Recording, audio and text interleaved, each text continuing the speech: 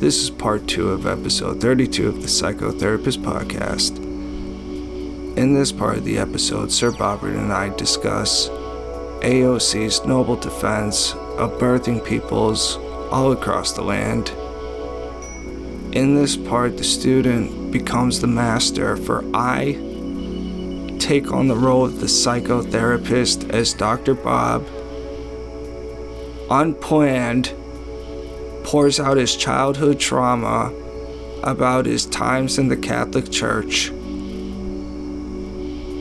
And at the end of this part, I get into why I think January 6th was a fake inside job.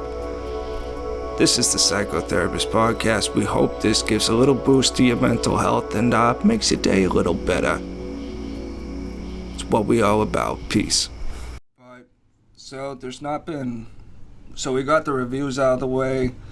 Other than, the usual end of times and all that shit that's going on, not a whole lot this week. My parents are just on me just to do the pool, which is fine. And, that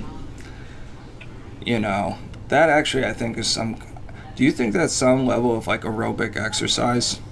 Yep. I feel so. All that resistance and shit. So I like it actually. I understand what you're doing, you're like scraping. Yeah, I'm like pushing a broom down the sides down every side and across the floor and shit, and then having to pull all that, back, so. Yeah, I consider that an aerobic exercise for sure. Maybe I should be a cute pool boy. Yeah. Fuck this law shit. Right.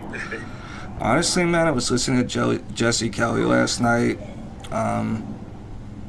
and he goes on this rant every now and then, where he's like, we got to stop telling everyone to go to college. And on some level, I think he's right, for sure, and to go into trade school and shit. And, some email or call he got where some guy, I think he was expecting to be like a doctor or something, but he went to college and then he said, fuck it all, and then he just went to trade school and then he started his own business and, making over $100,000 a year, AOC's making almost twice that, but that's not enough for her.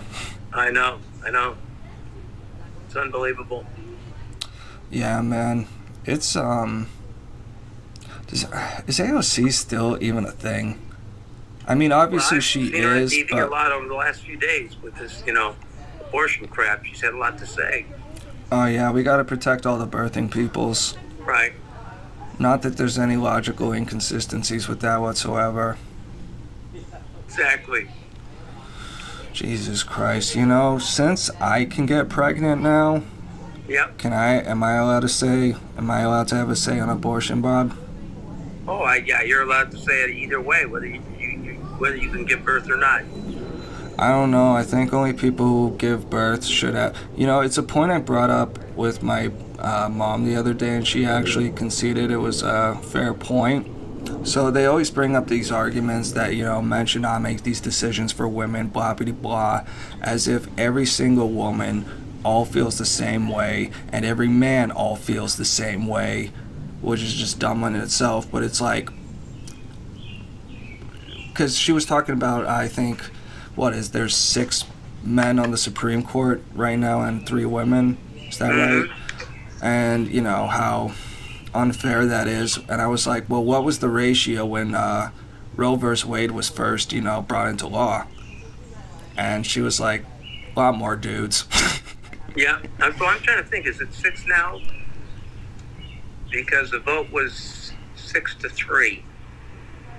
Yeah, gotta be. Well, we got, what's her name, Sotomayor, or is she dead now? I don't follow the. Yeah, Sotomayor and that other. Coney Barrett. No, Coney Barrett's. She's on our side. She's the very attractive one. But she's on the SC, right? It's the point. Yeah. And she's the only decent-looking woman that probably I've ever seen on the Supreme Court. So, for what it's worth. I mean, I don't really go to the courthouse, to pick up women usually. Right. But maybe I should start. Maybe that's where the untapped gold is. It's the fantasy of the robes, you know? What are you wearing under those robes? Oh God, I saw. So I'm gonna definitely have to edit this part. Note to self. Be fair. Right. Not Well, yet. I spent a lot of time in sacristy. This is going to sound creepy as hell, but I spent a lot of time in Catholic sacristies with priests, getting them robed up for different affairs and things like that. You know, it was always very ceremonial, you know, when they put on the different colored flowing robes, things like that. So here's a critical question. Were Yeah. you over or under the age of 12? Oh, I was under. Oh boy. And over. Mostly under. Oh boy. Or right around the age of 12. Yeah, I mean, you said it's gonna sound creepy, like, you know, you're being the creep, but it's kind of like the opposite. If you were a victim, Bob, you can come forward on this podcast right now. Yes, We don't gotta be shy here, man. Well, some of the stories I would tell are borderline, but I had total control over them. And we did take advantage of some priests, you know, for very little in return. Yeah. We had a priest on Saturday nights. He would be giving confessions, and we'd go in, and as he opened the little window and said, you know, yes, son, you can please say your sins or whatever, he would slip us the car keys and tell us to go get a couple cases of beer, which he would drink after, and then we would do the dirty deed, and the dirty deed was to walk on his back in the gym. Wow.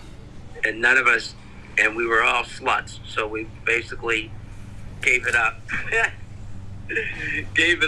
Thought to walk on his back was worth getting his car and some cases of beer for the Saturday night. Well, let me ask you this. Did you have to be barefoot, or did he keep his clothes on, and how long did you have to do it for?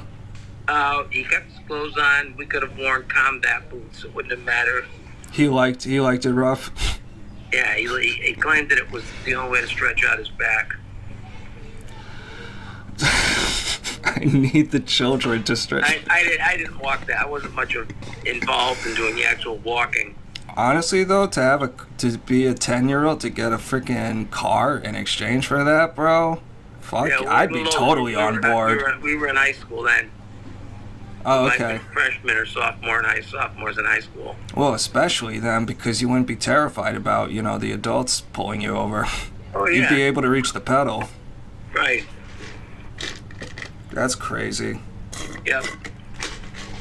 Man, I heard Texas wants to be a theocracy now. Have you heard anything about that? No. Alright, we'll just skip it then, because I didn't... Okay, no, not at all. I haven't heard a word. Okay, it was just something I heard, you know, I was talking with a buddy about that came up kind of like briefly, but we didn't get into it, and I didn't get to do any deep dives on it because, you know, I just haven't been as plugged into the news and shit. You know, like, my freaking mom and dad keep asking me, oh, have you seen the January 6th stuff? Have you seen January 6th? And I'm like, yeah, I don't care at all about any of this. Well, was it assault on our democracy? And it's like, yeah, it was totally preventable. The next day, you had 10,000 National Guardsmen in the Capitol. You know, I had to explain to my parents that it was like, this was not a flash mob, believe it or not. This was like, they didn't realize that it was an event.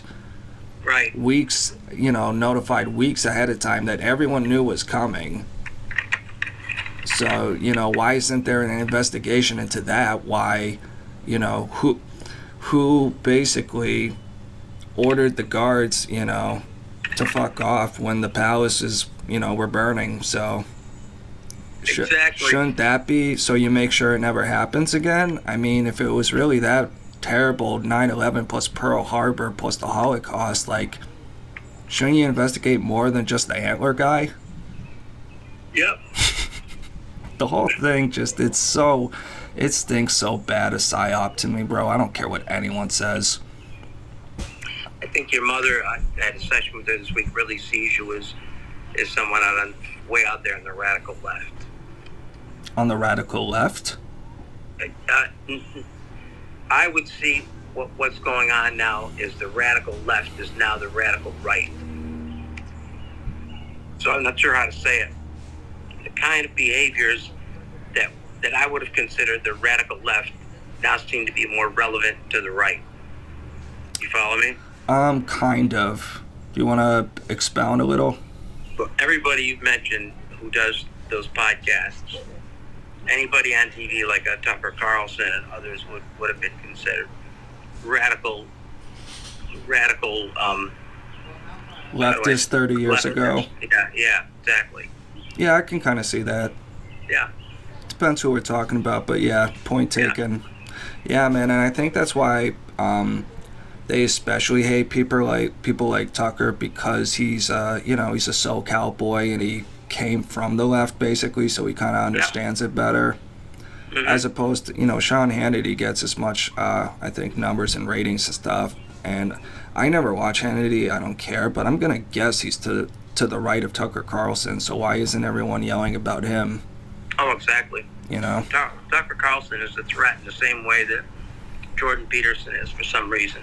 He can, there's just like some moderates who can be like, oh, maybe that's a point. Maybe, I shouldn't just blindly trust everything the government says. Well, I guess that makes me a terrorist now, so whatever. Right. Thanks, Orwell. Can you carry on conversations like this with your... Hold on, time out. Hold on. What? You can come out.